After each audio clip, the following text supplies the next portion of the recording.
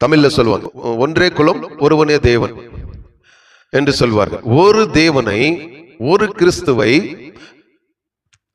நாம் இன்றைக்கு பலவிதமாக பிரித்து ஜனங்களுக்கு காட்டுகிறோம். எங்கே கர்த்தர் கிரியை செய்வார் என்றால், எந்த சபையில ஒரு மனம் இருக்கிறதோ அங்குதான் பரிசுத்த ஆவியானவர் கிரியை செய்வார்.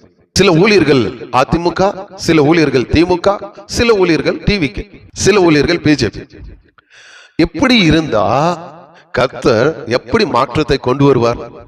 எந்த ராஜா வந்தாலும் சரி, தேவன் ஒருவர் தான் நமக்கு பாதுகாப்பு.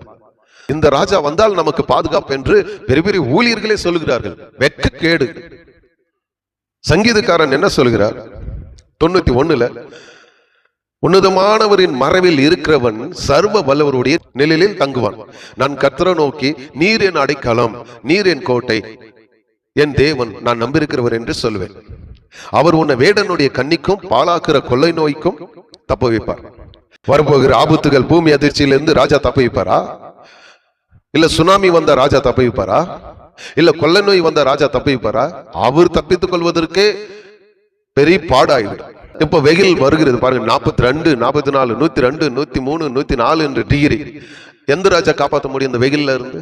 ஆனா இஸ்ரேல் ஜனங்களை பாருங்க, பகலில மேகஸ்தம்பம், இரவில அக்னி ஸ்தம்பம். அவர்களுக்கு பாதுகாப்பு யாரு? கர்த்தர். நம்முடைய பாதுகாப்பு யாரு? கர்த்தர், ராஜாக்கள் அல்ல. ஜனங்களை பெரிய பெரிய ஊழியர்கள் திசை திருப்புகிறார்கள். கர்த்தர் பக்கமாய் ஜனங்களை திருப்பாமல் அரசியல் பக்கமாய் ஜனங்களை திருப்புகிறார். நீங்கள் செய்கிறது தவறு. உங்களை கர்த்தர் அழைத்தது ஊழியத்திற்கு மாத்திரம்தான். இந்த கட்சி அந்த கட்சி என்று நாம் சார்ந்து கொள்ளக்கூடாது. எல்லா கட்சிகளும் நமக்கு பொதுவானது. நாம் தேவனுடைய பிள்ளைகள். உன் சத்துருக்களை சிநேகிங்கள், உன்னை சபிக்கிறவர்கள் ஆசீர்வாதங்கள் என்று இயேசு சொன்னாரே. ஏன் மற்ற கட்சிகளை நாம் சத்துருவாக பார்க்க வேண்டும்? அப்படி பார்ப்பதினால்தான் இந்தியாவில் தேவன் கிரியை செய்யல. இப்ப இந்தியாவில் ஒரு எழுப்புதல் வருகிறது வருகிறது வருகிறது என்று சொல்கிறார்கள். சத்தியமாக போறதில்ல. பரிசுத்த ஆவி தந்து 2025 வருஷம் ஆயிடுச்சு. வரங்களையும் அபிஷேகம் தந்து 2025 வருஷம் ஆயிடுச்சு. தேவன் தம்முடைய வல்லமையை தந்து 2025 வருஷம் ஆயிடுச்சு. எழுப்புதலுக்காக ஒரு புதிய அபிஷேகம் தருவாரா? ஒரு புதிய ஆவி தருவாரா? இல்ல. இயேசு கிறிஸ்துவை நீங்கள் ஏற்றுக்கொண்டீர்களோ அன்றைக்கு உங்கள் மீது பரிசுத்த ஆவியின் வல்லமை, அபிஷேகம், வரங்கள், கனிகள் எல்லாம் வந்து விட்டது. இந்த ராஜா தான் வர வேண்டும், இந்த ராஜா வரக்கூடாது என்று சீசர்களுக்கு இயேசு கிறிஸ்து கற்றுக் கொடுக்கவில்லை. ராஜாக்களை நாம் மதிக்க வேண்டும், அதிகாரிகளை மதிக்க வேண்டும். ஆனால் நம்முடைய நம்பிக்கை கர்த்தர் மீது இருக்கணும்.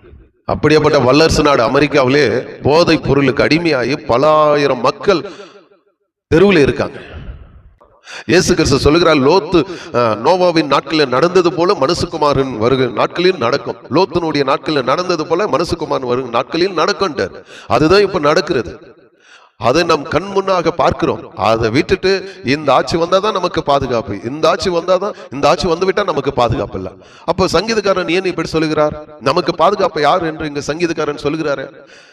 நான் கர்த்தரை நோக்கி, நீர் என் அடைக்கலம், என் கோட்டை, என் தேவன், நான் நம்பியிருக்கிறவர் என்று சொல்லுவேன். அவர் உன்னை வேடனுடைய கண்ணிக்கும் பாலாக்குற கொள்ளை நோய்க்கும் தப்ப வைப்பார். அவர் தமது சிறகுகளாலே உன்னை மூடுவார். அவர் சேட்டுகளின் கீழே அடைக்கலம் புகுவாய். அவருடைய சத்தியம் உனக்கு பரிச்சயம் கேடகமாகும். ஒரு விஷயத்தை நான் சொல்லுகிறேன். உங்கள் உயிர் போதுன்னு வச்சுக்கோங்க, அந்த உயிரை திருப்பி தர முடியுமா ராஜா? நம்முடைய ஜீவன் யார் கையில் இருக்கிறது? நமக்கு சுவாசத்தை கொடுத்தது யார்? இயேசு கிறிஸ்து. இயேசு கிறிஸ்து சொல்கிறார், கொடுக்கவும் எடுக்கவும் எனக்கு அதிகாரம் உண்டு. லூக்கா 10ஆம் அதிகாரத்தில். பெரிய பெரிய ஊழியர்கள் செய்கிற தவறுனால விசுவாசிகளும் என்ன செய்யறாங்க? தவறி போறாங்க. கிறிஸ்துவின் மீது இருக்கிற நம்பிக்கை விட்டு அரசியல் மீது, ராஜாக்கள் மீது, அதிகாரிகள் மீது நம்பிக்கை வைக்க ஆரம்பிக்கிறார்கள். இல்ல, இந்த ராஜா வந்துட்டா நமக்கு பாதுகாப்பு, சபைக்கு பாதுகாப்பு. ஏன் பிஜேபி வந்த பாதுகாப்பு இல்லையா? மகாராஷ்டிராவில் பிஜேபி ஆட்சிதான். ஏன் சபை இல்லையா? ஊழியம் செய்யலையங்க, செய்து கொண்டுதான் இருக்காங்க. நாம் அவர்களை சத்துருக்களாக பார்க்கிறோம். பிஜேபி அரசாங்கத்தை சத்ருவாக பார்க்கிறோம். ஆண்டவர் சொல்கிற, உன் சத்துருக்களை சிநேகிக்கும் பொழுதுதான் கர்த்தர் கிரியை செய்வார். உன்னை சபிக்கிறவர்களே ஆசீர்வாதி என்றார். உன்னை துன்படுத்துகிறவர்களுக்கு நன்மை செய்கின்றார். நாம் நன்மை தான் செய்யணும், தப்ப தீமை செய்யக்கூடாது. எத்தனை ராஜாக்கள் எழுப்பினார்கள் இந்த கிறிஸ்துவத்தை அழிக்க வேண்டும் என்று. எத்தனையோ ராஜாக்கள் எழுப்பினார்கள். முடிந்ததா? முடியவில்லை. தேவ பிள்ளைகளே, தயவு செய்து உங்கள் நம்பிக்கை கர்த்தர் மீது வைங்க.